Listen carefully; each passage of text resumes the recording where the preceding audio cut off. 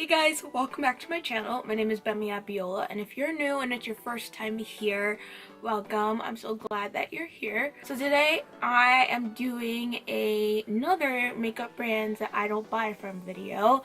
I did this video about a year ago at the end of 2016 and quite a few of you liked it. So I decided to do a second one for you guys today. But before we get into this video, I'd really appreciate it if you'd like this video as well as subscribe to my channel down below. Also, don't forget to tap the notification button so you guys don't miss any future video uploads from me.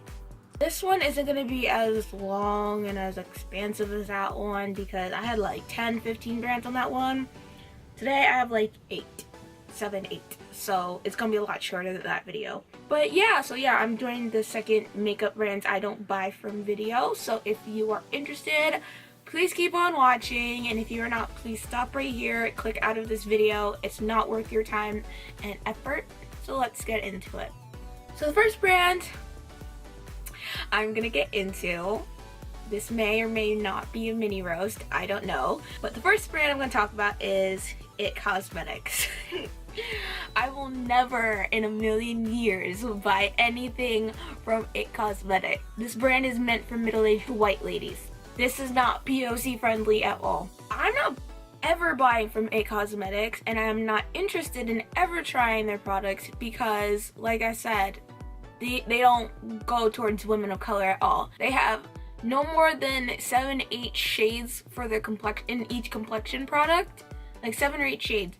6 shades are white. 1 shade is for POC. And that 1 POC shade, how are various people of color supposed to use that 1 shade? How? Also, it's gray and it makes you look casket ready. This is a company that's now owned by L'Oreal.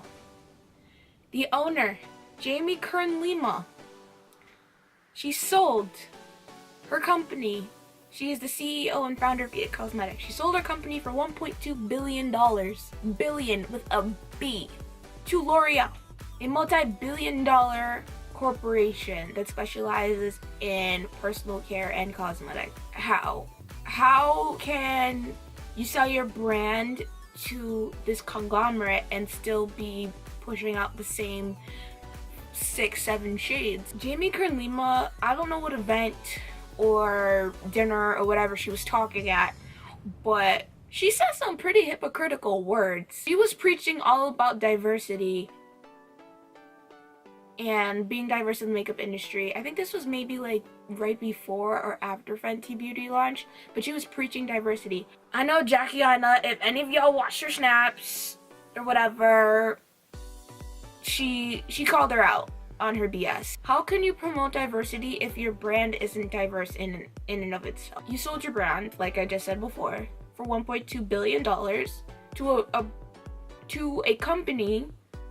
They are now your parent company with the capital and resources to expand. Say that you're diverse and not doing anything to change that, that's hypocritical on her part. So why should I buy something from a brand who has the resources and the capital to expand the research and development into creating things for people of color, but refuse to do so? Y'all just want the clout. You guys don't actually put work into getting that clout, and it backfired badly. Next up we have Kylie. People may say, yeah, but didn't you do a video on Kylie? I did like one video with Kylie, like one video, and it was to try her lip kits, and that was like 2 years ago. I have not purchased anything since, even though like my favorite lipstick by her is True Brown K. That's like my favorite brown. However, she discontinued it. The only brown/nude that works for darker skinned women of color, cause all the other nude shades do not work at all.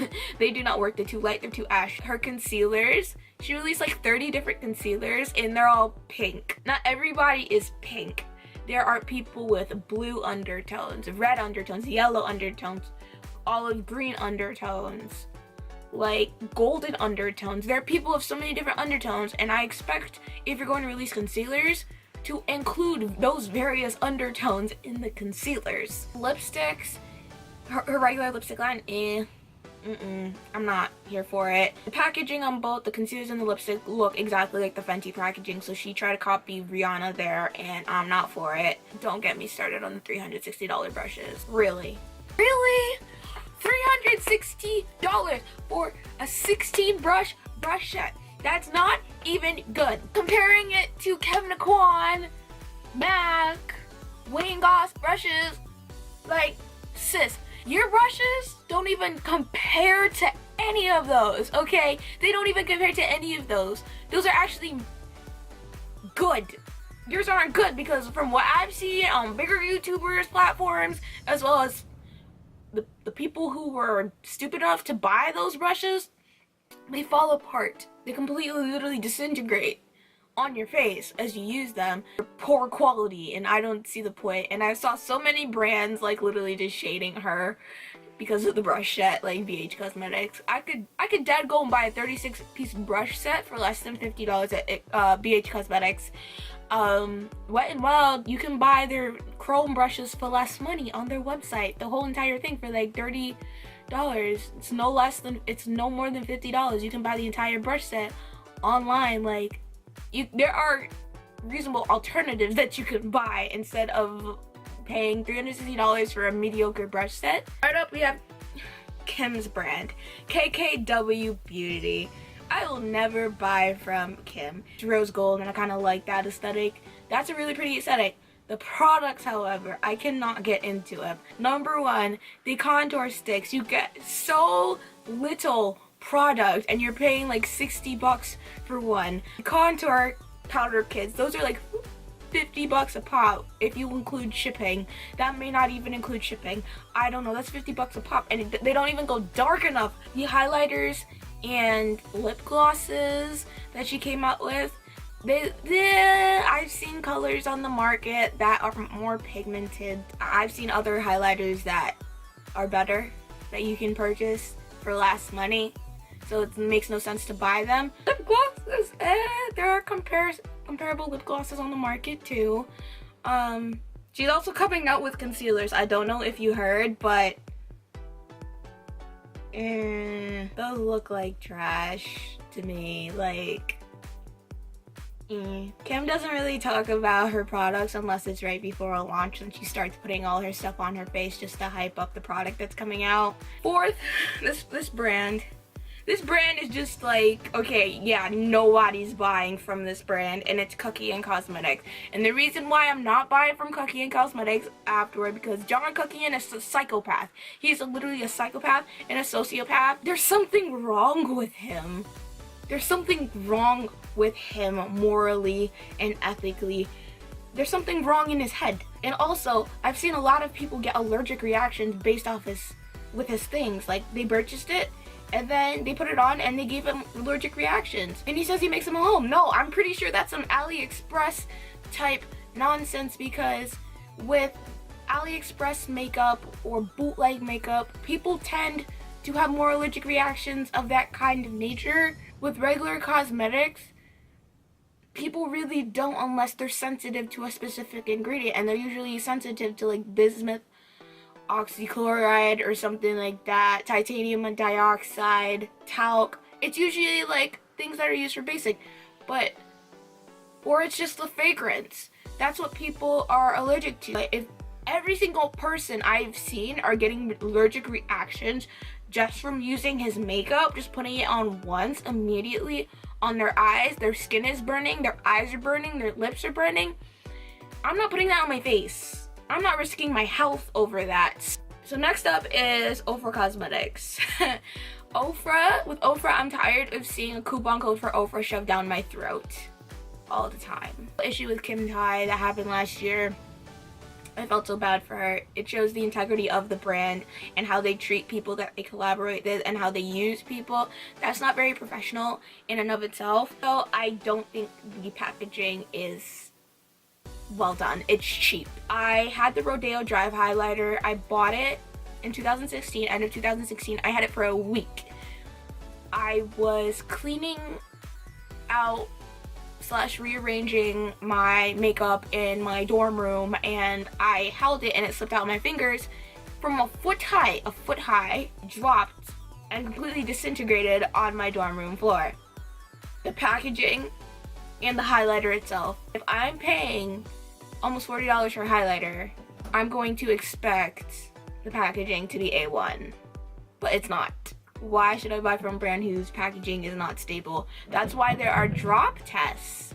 Like, there are drop tests for the component, the makeup component, without the product in it to make sure it doesn't break or snap. And there's drop tests with the actual product inside the component to see how long does it take for the product to actually break inside the component, or the component to break with the product inside of it. Next up, we have Jouer Cosmetics. Lord, this may be a really bad roast. I will never buy from Jouer Cosmetics. I've seen so many people who have said the exact same thing with Jouer. They're not very innovative. They release the same lip glosses, lipsticks, lip toppers repeatedly. You're a makeup brand. I expect to see innovation and seeing new stuff from you, not the same exact thing over and over and over again. Like, I want to see variety, products that everyday people can use, but I also want to see some crazy stuff for more creative people so that they can use, right? That's what I want to see in a brand. So everyone is at least happy. There are things that all people can try. And don't get me started on their like new foundation that they released like a month or two, maybe 3 ago. I don't know. That was a mess. 17 shades? 17 shades. Really? Really? 17 shades of foundation. 15 shades of beige, 2 of dark. If you want an example of this foundation, please go and check out Too Much Mouth's video on this foundation. I will link it down in the description bar so you guys can see for yourself. Yo, it did look casket ready on her when she put it on, and then it turned to orange. Orange. She looked like Oompa Loompa, and I was just like, no. Like, I really don't mean to offend her in any way, but she really looked like an Oompa Loompa. And it wasn't her, it was a foundation. Because Jouer really thought that 2 shades of dark shades was really gonna fit. No, it doesn't. So, I'm gonna need Jouer to reinvent themselves for 2018. So, I hope you guys enjoyed this video. Please let me know in the comments down below what brands you don't buy from, what brands you're not gonna buy from this year, that you're boycotting, or whatever. Let me know in the comments down below. Don't forget to follow me on my social media. My Instagram and Twitter are at gbemabiola, and my Snapchat is at I Love to Purplify. So yeah, those are my social media handles if you want to go make a follow. And yeah, I hope you all have a wonderful day wherever you are, and I will see you all in my next video. Bye, guys.